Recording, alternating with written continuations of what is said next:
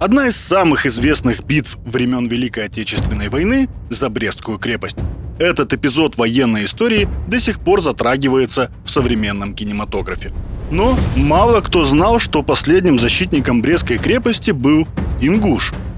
Много лет эта информация считалась всего лишь легендой, однако бывший эсэсовский офицер, сын крупного литовского помещика Станкус Антанас, поведал правду о герое Ингушетии, который заслужил уважение даже у врага. Последний защитник Брестской крепости Уматгирей Артаганович Барханоев по рассказу бывшего эсэсовца Станкуса Антанаса. Дело было в середине июля 1941 года. Случилось так, что эсэсовская дивизия стояла недалеко от Брестской крепости в городе Перемышль на реке Буг, разделяющей город на две части – польскую и советскую.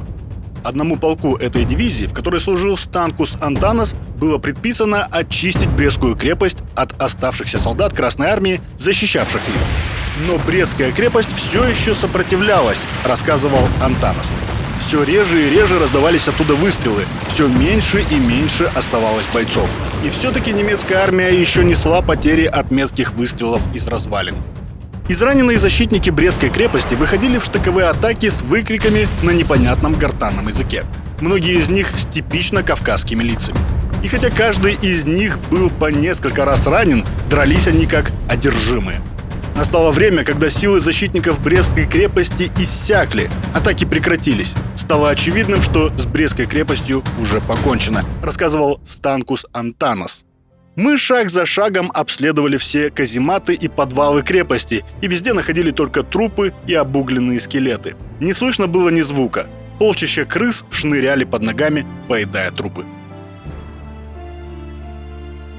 Эсэсовская дивизия готовилась двинуться за наступающими вглубь Советского Союза немецкими частями. Наш генерал выстроил дивизию на изрытом воронками плацу, продолжает свой рассказ бывший эсэсовец. Он поздравил всех с взятием Брестской крепости и стал вручать награды. В это самое время из подземных казематов крепости вышел высокий подтянутый офицер Красной армии. Он ослеп от ранения и шел с вытянутой левой рукой. Правая рука его лежала на кобуре пистолета. Он был в рваной форме, но шел с гордо поднятой головой, двигаясь вдоль плаца. Дивизия стояла застыв.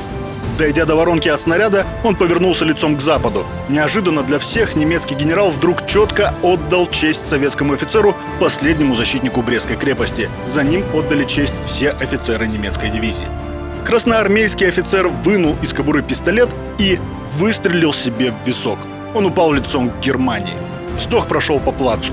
Мы стояли пораженные увиденным, пораженные мужеством этого человека.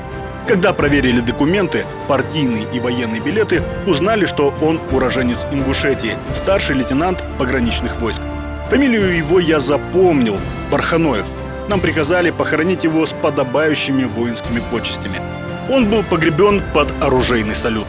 Не знаю, кто он по вероисповеданию, но мы поставили на его могиле столбик. История Второй мировой войны не знает второго подобного случая, когда фашисты с воинскими почестями хоронили своих врагов.